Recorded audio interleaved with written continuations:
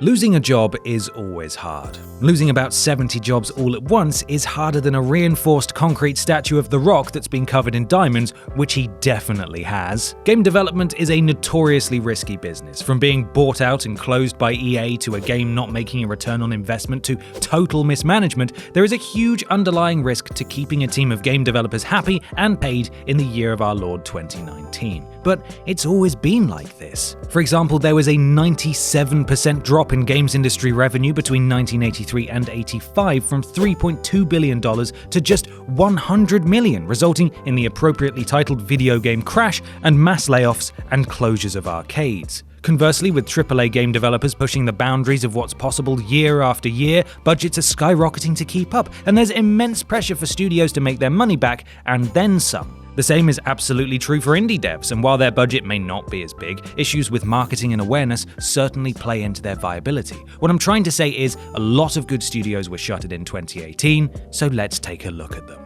I'm Ben from Triple Jump, and here are 10 game studios we tragically lost in 2018. Number 10. Visceral Games. Now, you'll have to forgive me for this one, because while I know they were actually shut down at the tail end of 2017, their legacy, particularly involving their unnamed Star Wars title, ran deep into 2018, so they've made the list. Originally known as EA Redwood Shores and founded in 1998, the studio initially focused on licensed and tie-in games, with EA reluctant to develop original IP. You'll surely be familiar with a lot of their early work, though, with 007, Agent Under Fire, The Lord of the Rings, The Return of the King, The Godfather, and The Simpsons game all being released in their first decade. It was with the release of 2008's Dead Space, however, that everything changed. After a rather stagnant showing for horror titles since Resident Evil 4 blew the competition away in 2005, Dead Space offered a return to true horror. Tense atmosphere, dark, cramped corridors, terrifying alien creatures. You couldn't make me play it if you tried, so don't bother! And it was a huge success, selling over 2 million copies and ushering in a new name for EA Redwood Shores,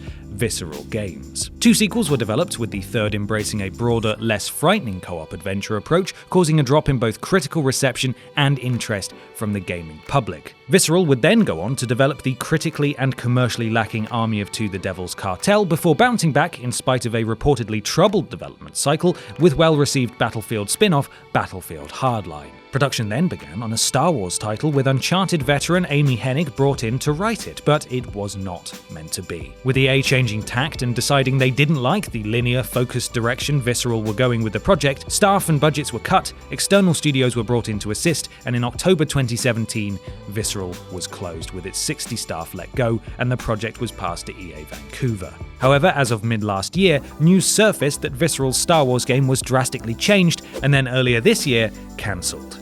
Number 9. The Bartlett Jones Supernatural Detective Agency. Founded by the director of both Twisted Metal and the original God of War, David Jaffe, not that he's the God of War, that's the game he directed, the highly catchily named Bartlett Jones Supernatural Detective Agency announced its only title, Drawn to Death, in 2014. A third-person multiplayer shooter, the game was pitched as taking place in the pages of a teenager's high school notebook, with everything from characters to weapons reflecting the sort of crude tone you might expect, like a character called Dick Boy, and his signature weapon, the Boner 5000. I'm not being serious, obviously, but there is a lizard that doubles as a flamethrower, so there you are. It certainly is a striking example of art direction, but that wasn't enough to save it, sadly. After 4 years in development, the game was released to a 56% score on Metacritic, becoming a runner-up for Giant Bomb's Worst Game That We Played award in 2017. After cancelling an unannounced title and suffering layoffs in early 2018, the studio was announced to be shutting down in late February.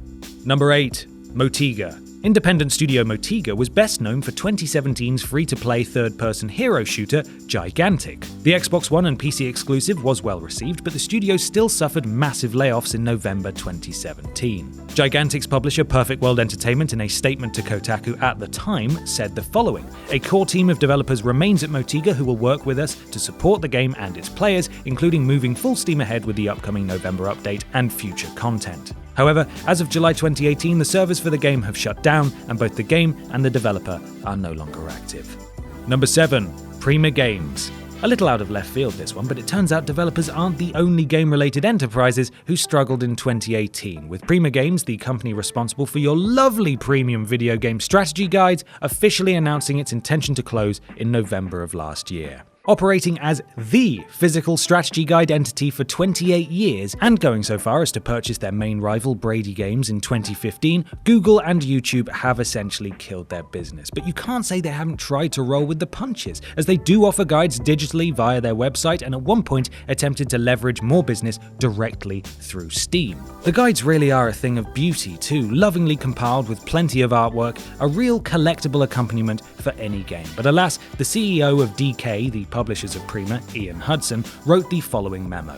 The enormously dedicated team has made every effort to turn the business around, but challenging market conditions have unfortunately worked against them. It's not fair really, is it? Number 6. Gazillion Entertainment. Signing a 10-year deal with Marvel Entertainment in 2009, the sky seemed to be the limit for Gazillion Entertainment, aiming to bring Marvel's incredibly popular clan of superpowered misfits and miscreants to a free-to-play MMO setting. Marvel Heroes was launched in 2013 and went through several redesigns and changes over its lifespan. With a story written by seasoned Marvel scribe Brian Michael Bendis and the ability for players to purchase and play as their favorite superhero, the game was very popular, winning Most Improved MMO from MMORPG.com in 2015.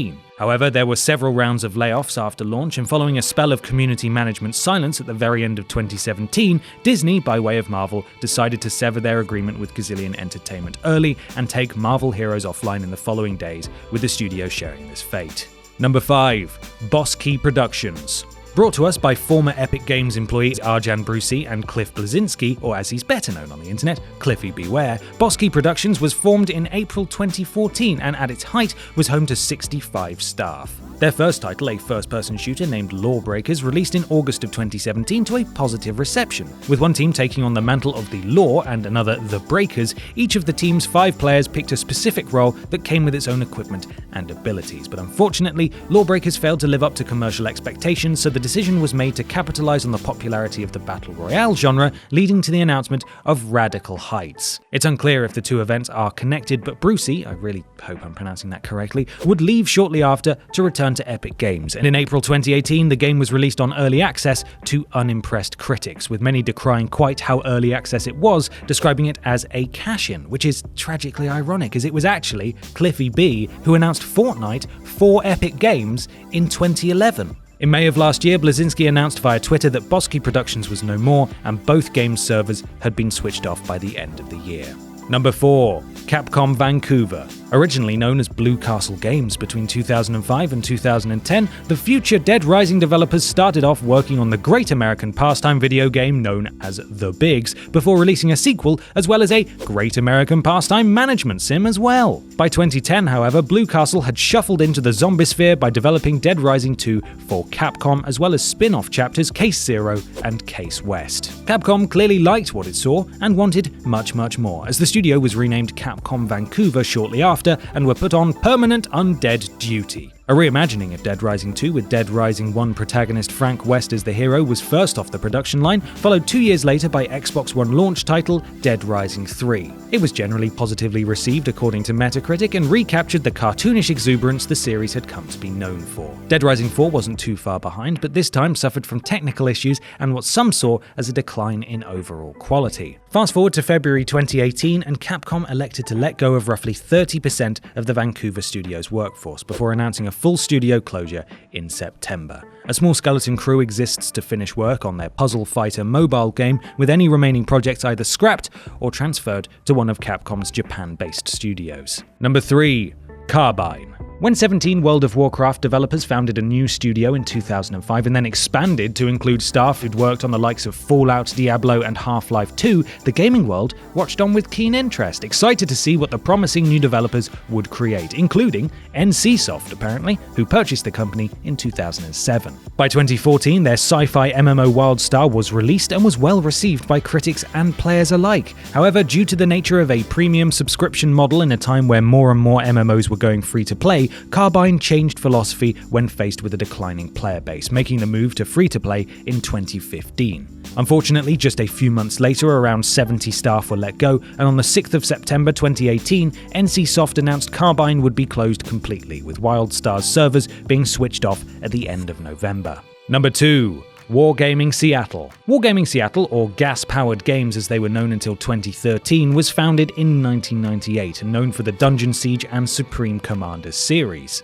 They worked with many publishers in their time, including Microsoft, Take-Two, Square Enix, and Sega, so you might believe a company with such a broad spectrum of partners could survive in the turbulent world of game development. But it's on this list, so you know how the story ends. Announcing a Kickstarter game called Wildman in 2013, it quickly became clear the fate of the studio rested on the success of this new game. But within a matter of a week or so, Gas Powered Games let go of 40 employees, cancelled the Kickstarter campaign, and were then bought by Wargaming with their name changed to Wargaming Seattle. Quite the week then.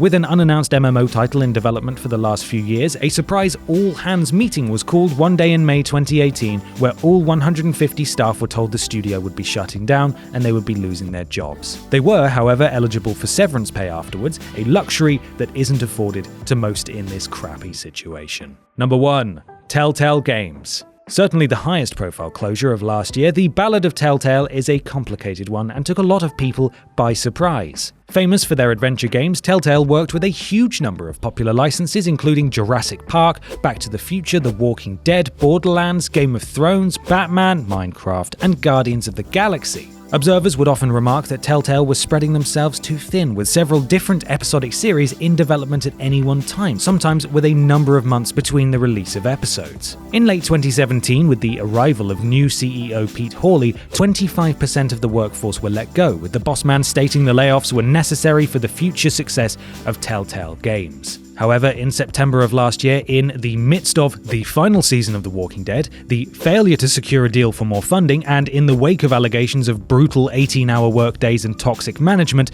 a meeting was called with all 200 Telltale staff, where they were told they were losing their jobs that day and were instructed to leave the building within 30 minutes. A deal has since been struck with Skybound Entertainment to complete work on the final season of The Walking Dead, with a few former Telltale developers brought in to help, but with a huge swathe of digital storefronts no longer carrying the studio's releases, this spelled the end for Telltale Games. And to think, we'll never have a second season of The Wolf Among Us. And there we have it, 10 studios we lost in 2018. It shouldn't go without saying that we sincerely hope that those affected have found work. You can follow myself and Triple Jump on Twitter here, and while you're at it, why not support the things you enjoy by having a look at our Patreon. Finally, don't forget to like the video, share it with your friends, and subscribe to the channel. I'm Ben from Triple Jump, and thanks for watching.